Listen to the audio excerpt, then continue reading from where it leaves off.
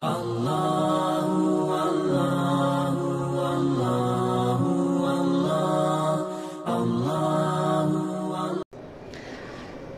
yang dimuliakan oleh Allah Subhanahu wa taala, pada malam hari yang berbahagia ini, ya, ini adalah pekan yang ketiga di bulan Sya'ban.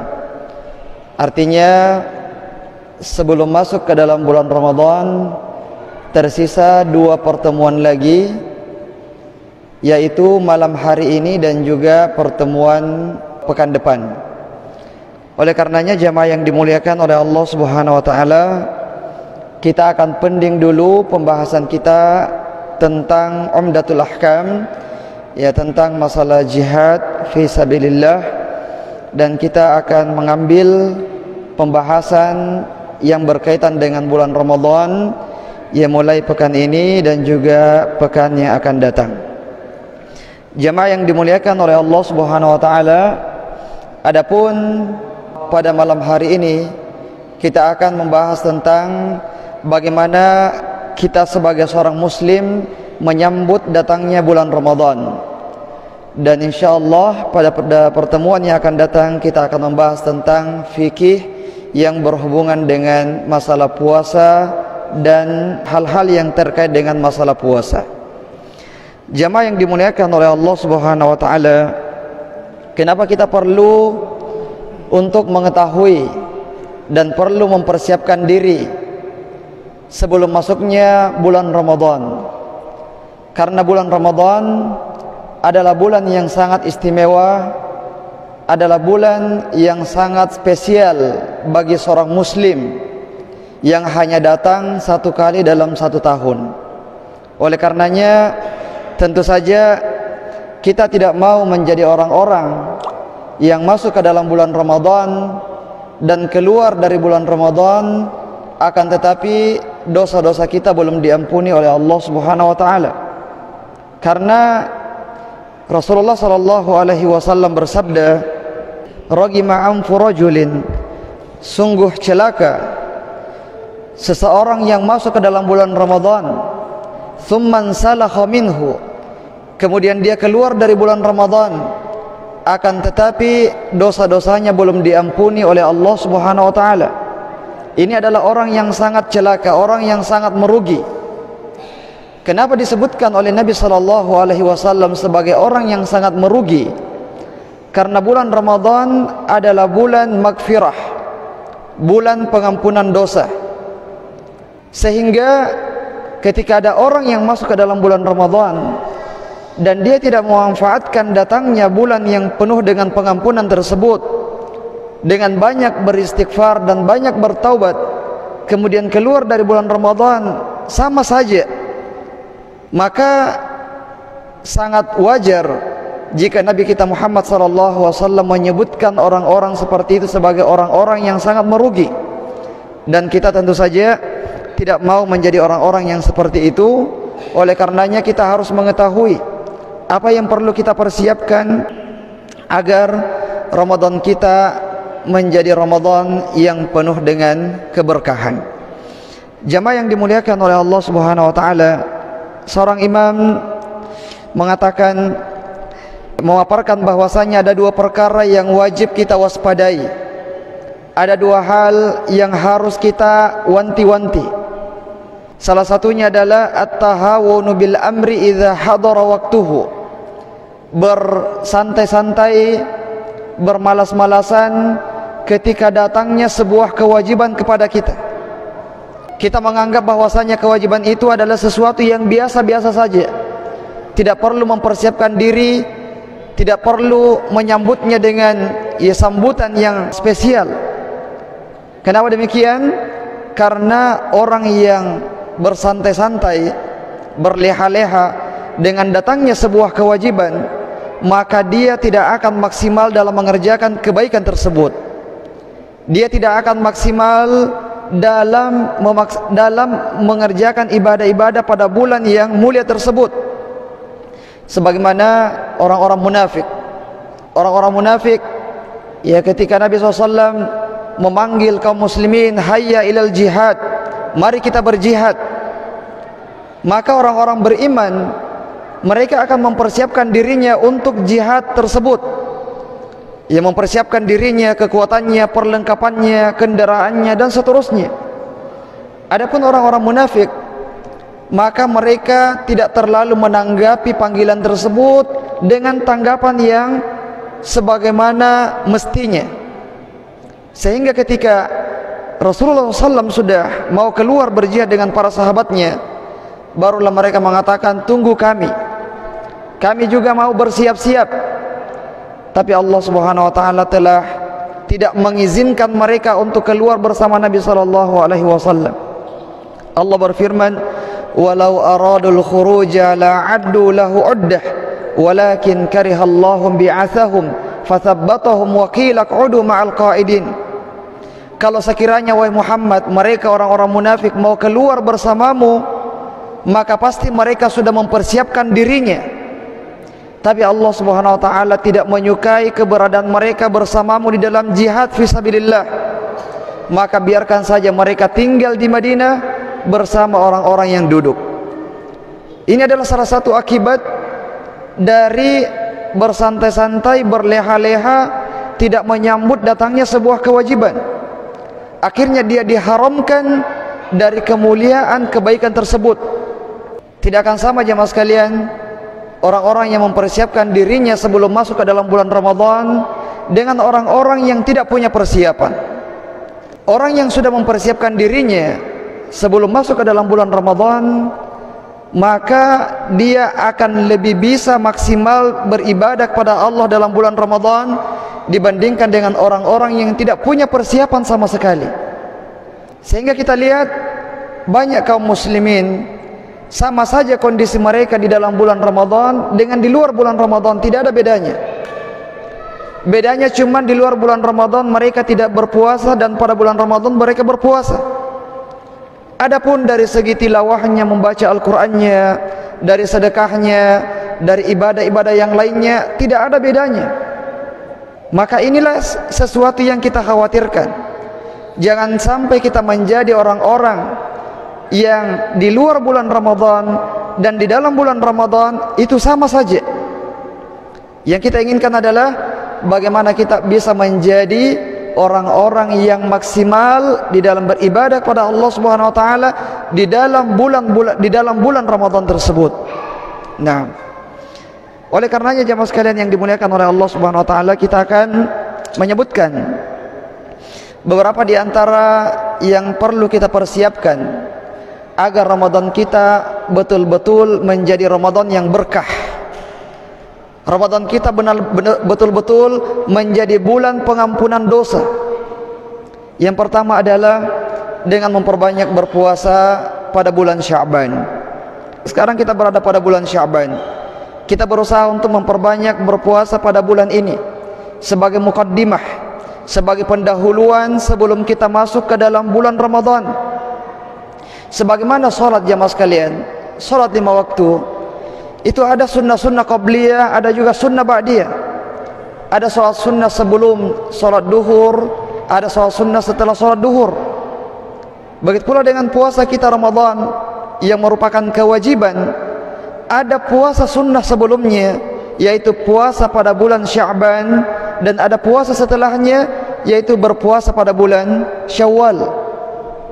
Dan ini sebagaimana perkataan Aisyah radhiyallahu taala anha, "Ma ra'aitu an-nabiyya sallallahu alaihi wasallam istakmala shiyama syahrin qat illa Ramadan." Saya tidak pernah melihat Nabi sallallahu alaihi wasallam berpuasa 1 bulan penuh kecuali pada bulan Ramadan. Dan saya tidak pernah melihat Rasulullah memperbanyak berpuasa melebihi banyaknya puasa beliau pada bulan Sya'ban. Jadi bulan Sya'ban juga dikenal sebagai bulan berpuasa. Selain bulan berpuasa, bulan Sya'ban juga dikenal sebagai Syahrul Qurra, bulan membaca Al-Quran. Ini juga sebagai persiapan kita untuk menyambut datangnya bulan Ramadan. Karena bulan Ramadan adalah bulan unzila fihil Quran, bulan yang dimana Al-Quran diturunkan di dalamnya, bulan yang dimana hamba-hamba Allah itu berlomba-lomba untuk memperbanyak membaca Al-Quran di dalamnya. Dan ini semuanya butuh persiapan, butuh ancang-ancang. Dan di dalam bulan Sya'ban inilah kata para ulama kita, syahr kana yuqalu li Sya'ban syahrul qurra. Bulan Sya'ban itu dikenal juga dengan bulannya para pembaca Al-Qur'an. Nah, jamaah yang dimuliakan oleh Allah Subhanahu wa taala, kemudian di bulan Sya'ban ini yang tersisa tidak lama lagi kita akan masuk ke dalam bulan Ramadan. Tidak sampai setengah bulan lagi ya kita akan masuk ke dalam bulan Ramadan biiznillah, dengan izin Allah Subhanahu wa taala. Dia juga merupakan bulan, sebagaimana perkataan ulama kita, bulan Rajab itu adalah bulan untuk menanam. Bulan Sya'ban adalah bulan untuk mengairi, ya mengairi tanaman ini. Dan bulan Ramadan adalah bulan untuk memanen.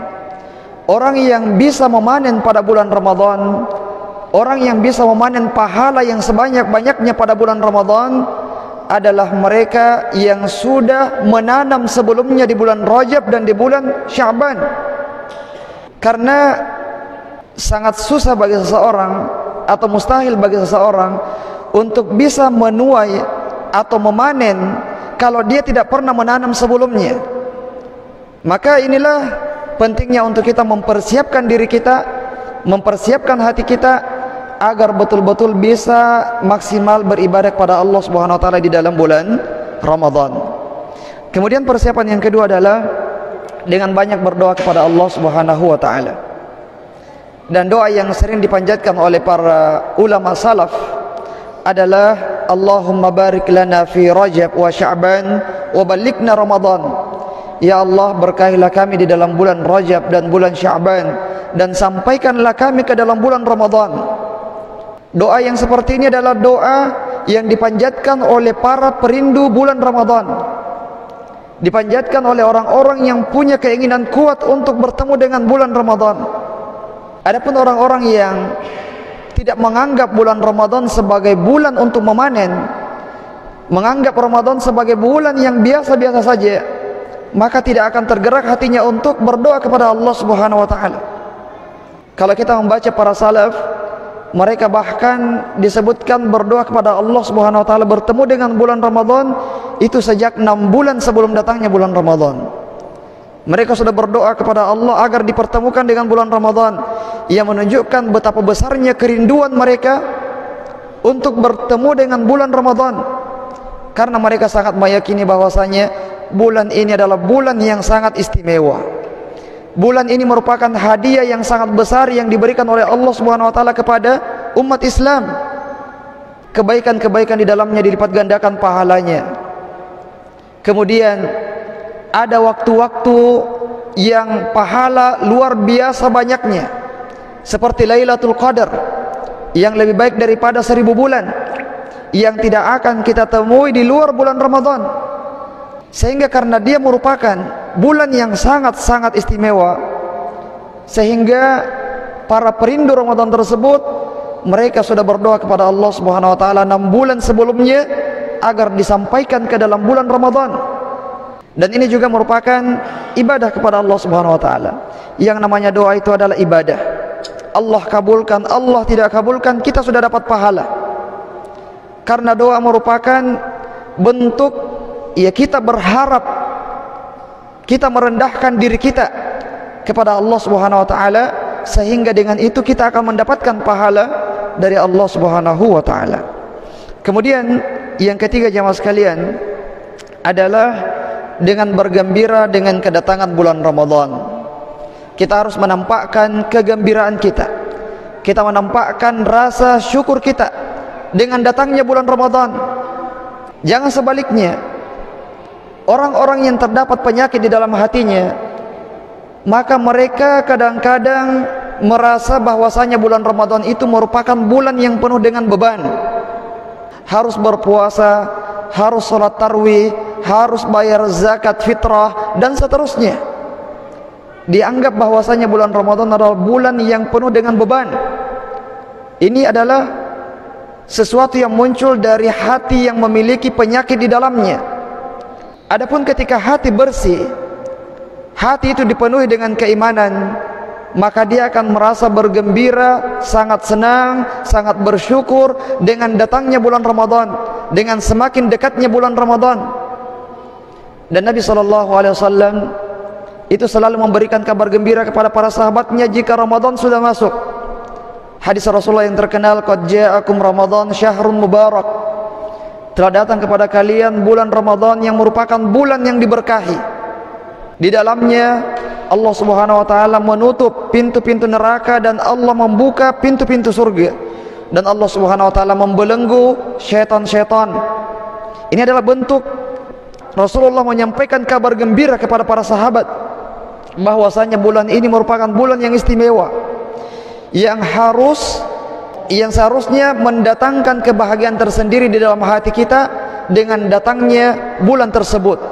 Nah, dan ini harus kita menumbuhkannya. Kita harus melatih diri kita menumbuhkan di dalam hati kita perasaan senang tersebut, perasaan gembira tersebut dengan semakin dekatnya bulan Ramadan.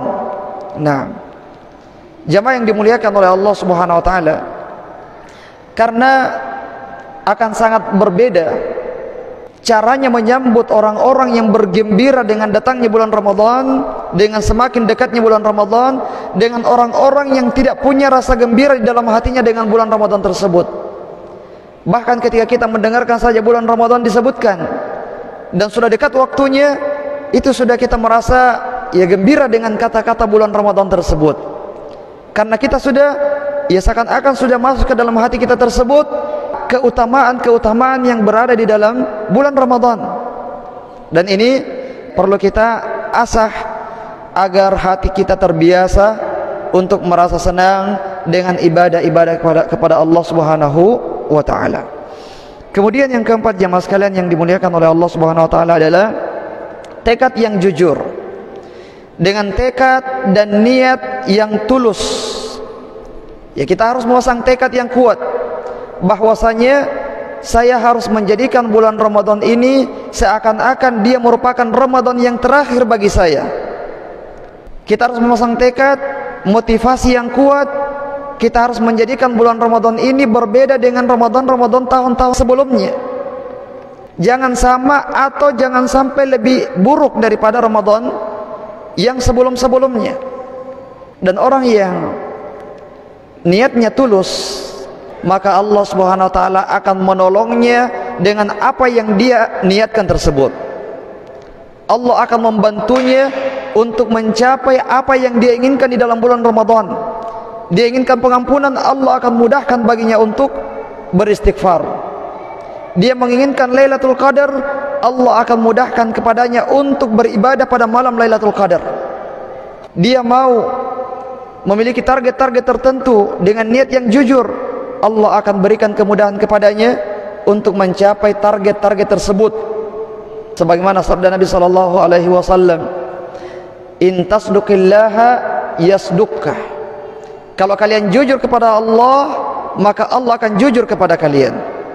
Di hadis ini sababul wurudnya adalah ketika seorang Arab Badui, seorang Arab Badui masuk Islam, kemudian ada panggilan jihad. Dia ikut berjihad bersama Nabi sallallahu alaihi wasallam. Kemudian setelah peperangan, setelah jihad, kaum muslimin menang dan ada ghanimah, ada rampasan perang.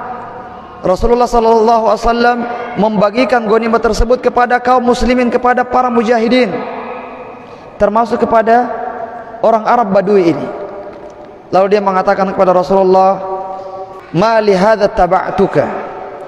Bukan untuk ghanimah saya masuk Islam, bukan untuk ghanimah saya ikut berjihad bersamamu wahai Rasulullah, tapi saya berjihad bersamamu untuk mendapatkan kemuliaan jihad fi sabilillah. Saya ikut berjihad bersamamu agar ada anak panah yang masuk ke leher saya di sini dan tembus ke belakang. Kemudian Rasulullah mengatakan kepadanya, "In tasduqillaha yasdukka." Kalau kamu jujur kepada Allah, maka Allah akan jujur kepadamu. Dan terbukti pada jihad berikutnya, dia ikut berjihad bersama Rasulullah SAW. Dan setelah peperangan, setelah jihad selesai, Rasulullah memeriksa keadaan kaum muslimin dan melihat siapa yang syahid di antara kaum muslimin. dan mendapatkan orang Arab Badui ini dengan kondisi apa yang telah dia sebutkan kepada Nabi SAW. Dalam kondisi anak panah menembus lehernya. Kemudian Nabi SAW mengatakan, sadaqallaha wa sadaqahu. Dia sudah jujur kepada Allah, maka Allah juga jujur kepadanya. Ketika kita punya niat yang jujur, ingin bertemu dengan bulan Ramadan, agar kita bisa maksimal beribadah di dalam bulan Ramadan, kita bisa bersedekah demikian, kita bisa membaca Al-Quran demikian, kita bisa beribadah pada malam-malam Lailatul Qadar, maka Allah Subhanahu wa taala akan memberikan taufik, memberikan pertolongan kepada hamba-hambanya yang jujur, yang ikhlas, yang tulus di dalam beribadah kepada Allah Subhanahu wa taala. Kemudian jemaah sekalian yang dimuliakan oleh Allah Subhanahu wa taala, yang kelima adalah dengan banyak memperbaharui taubat-taubat kita, istighfar kita kepada Allah Subhanahu wa taala. Jemaah yang dimuliakan oleh Allah Subhanahu wa taala, karena kita semua adalah para pendosa. Kita semua adalah makhluk-makhluk Allah Subhanahu wa taala yang sering sekali terjatuh dalam kesalahan.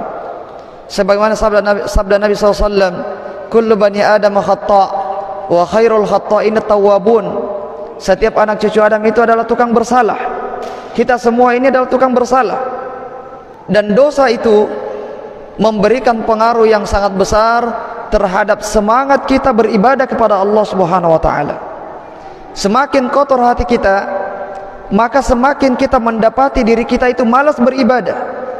Para ulama salaf mengatakan, saya mendapati diri saya malas salat malam, tidak bisa bangun untuk salat malam, itu disebabkan karena satu dosa yang saya lakukan.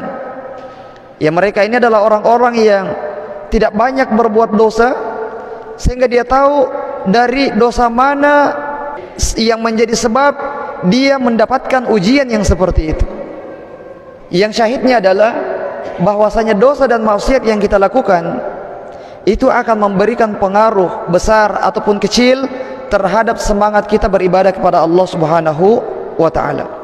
Sehingga hati kita ini perlu untuk kita bersihkan, perlu untuk kita sucikan dengan banyak-banyak beristighfar dan bertaubat kepada Allah Subhanahu wa taala. Terutama pada waktu-waktu yang mustajab, pada sujud-sujud kita di antara azan dan iqamah, di akhir sepertiga malam yang terakhir, pada saat kita safar, pada saat sedang turun hujan, dan pada waktu-waktu mustajab yang lain, ya kita berdoa kepada Allah Subhanahu wa taala agar Allah mengampuni dosa-dosa kita. Kita beristighfar dengan taubat yang nasuha, agar kita bisa masuk ke dalam bulan Ramadan dengan membawa hati yang bersih. Dan kita berharap dengan hati yang bersih tersebut kita bisa mendapatkan, bisa melakukan apa yang kita targetkan di dalam bulan Ramadan. Nah, jamaah yang dimuliakan oleh Allah Subhanahu wa taala, kemudian yang selanjutnya adalah perkataan Utsman bin Affan radhiyallahu taala an berkaitan dengan hati yang bersih. Kata beliau, "Lau tahurat qulubuna ma syabi'at min kalami rabbina." Kalau hati kita bersih, maka kita tidak akan pernah merasa bosan, merasa kenyang dengan Al-Quran. Kalau hati-hati kita ini bersih, maka kita tidak akan pernah merasa bosan untuk membaca, mentadabburi, untuk menghafal, untuk menelaah, untuk mempelajari isi kandungan dari Al-Quran tersebut. Tapi apa yang membuat kita baru satu halaman, baru dua halaman, kita sudah capek, kita sudah lelah, kita sudah bosan, kita sudah sibuk dengan aktivitas yang lain? Itu diantara sebabnya adalah karena hati kita ini yang merupakan tempat dari keimanan tersebut, hati kita ini sudah tercemari dengan dosa dan maksiat yang sangat banyak. Sehingga itu yang perlu kita perbaharui, perlu kita bersihkan, mentazkiyahnya, tazkiyatun nufus, mensucikan jiwa-jiwa kita dengan banyak bertobat dan beristighfar kepada Allah Subhanahu wa taala. Kemudian persiapan yang selanjutnya jamaah sekalian yang dimuliakan oleh Allah Subhanahu wa taala adalah dengan membuat target. Ya, dengan membuat target. Dan ini juga adalah persiapan yang sangat penting. Kita membuat sebuah target-target ibadah yang akan kita capai pada bulan Ramadan. Sebagaimana kata para trainer, ya motivator-motivator ketika memberikan motivasi kepada pesertanya untuk mencapai atau untuk berhasil dalam sebuah usaha tertentu, dalam pelajaran atau dalam bisnis atau dalam apa saja, maka harus ada target-target yang terukur, harus ada target-target yang sudah dicatat. Kenapa? Karena target itu akan selalu mengingatkan kita ketika kita sedang santai, jangan santai, ada target yang harus kita capai. Berbeda halnya ketika kita berjalan begitu saja tanpa ada target, maka ketika kita futur seterusnya, tidak ada yang mengingatkan kita, tidak ada sesuatu yang menjadikan kita untuk bersemangat lagi. Sehingga perlu untuk membuat target-target selama kita di dalam bulan Ramadan. Target ibadah, misalnya kita target dalam membaca Al-Quran, kita target paling minimal 1 kali khatam selama bulan Ramadan. Ini paling minimal, bisa khatam 1 kali dalam selama bulan Ramadan. Artinya adalah kita membaca Al-Quran 1 juz setiap harinya. Atau kita target 1 juz itu sudah biasa, setiap Ramadan 1 juz. Atau di luar bulan Ramadan 1 juz. Sekarang bulan Ramadan 3 juz misalnya, 3 juz. Berarti kalau 3 juz setiap harinya membaca 3 kali khatam dalam Ramadan, berarti setiap harinya harus membaca 3 juz. 10 hari khatam, 20 hari khatam, 30 hari khatam, 3 kali khatam di dalam bulan Ramadan. Atau kita mengatakan kalau 3 juz itu setiap Ramadan memang saya khatam 3 kali. Misalnya setiap bulan Ramadan kita khatam sebanyak 3 kali. Bulan Ramadan ini kita target misalnya 10 kali, sebagaimana yang dilakukan Utsman bin Affan radhiyallahu taala an. Beliau setiap 3 hari khatam lagi. Jadi setiap 3 hari khatam. Selama bulan Ramadan itu khatam sebanyak 10 kali. Jadi targetnya adalah harus membaca Al-Quran setiap harinya sebanyak 10 juz. Jadi 3 hari khatam. Bisa insyaallah. Ini tidak terlalu susah insyaallah jika Allah memberikan kemudahan kepada kita. Kita target insyaallah. Atau jangan sampai ada yang mau target seperti Imam Syafi'i rahimahullahu ta'ala, bisa mengkhatamkan Al-Quran sebanyak 60 kali. Ada yang pernah coba? Ya saja belum pernah ya. 60 kali. Berarti setiap hari itu khatam 2 kali. Ya khatam 2 kali. Luar biasa. Kalau ada yang seperti ini, Masya Allah, mudah-mudahan ada yang bisa kasih hadiah umrah ya di antara jamaah. Baik. Atau misalnya kita membuat target sedekah. Kita buat target sedekah, tidak ada hari yang terlewat kecuali kita bersedekah di dalamnya. Kalau di luar bulan Ramadan kadang-kadang kita lupa. Kadang-kadang kita sudah berniat bawa uang ke masjid, ternyata lupa bawa uang. Tapi pada bulan Ramadan usahakan tidak lupa lagi. Ya, usahakan setiap hari tidak ada hari yang terlewat kecuali kita bersedekah di dalamnya. Apalagi di waktu-waktu subuh, ya di waktu subuh, yang dimana 2 malaikat Allah Subhanahu wa taala yang turun setiap subuh, setiap paginya, salah satu dari malaikat tersebut berdoa kepada Allah Subhanahu wa taala, ya Allah, berikanlah keberkahan kepada orang yang berinfak. Yang lain mengatakan, ya Allah, berikanlah kebinasaan pada harta orang yang tidak bersedekah. Sehingga ya ini sangat perlu untuk kita targetkan di dalam bulan Ramadan sesuai dengan kemampuan kita. Yang punya kemampuan 5.000 per hari, 5.000 per hari. Punya kemampuan 10.000 per hari, 10.000 per hari. Atau 50.000 per hari, 50.000 per hari, dan seterusnya. Disesuaikan dengan kemampuan kita masing-masing. Jadi harus ada targetnya yang bisa mengingatkan kita.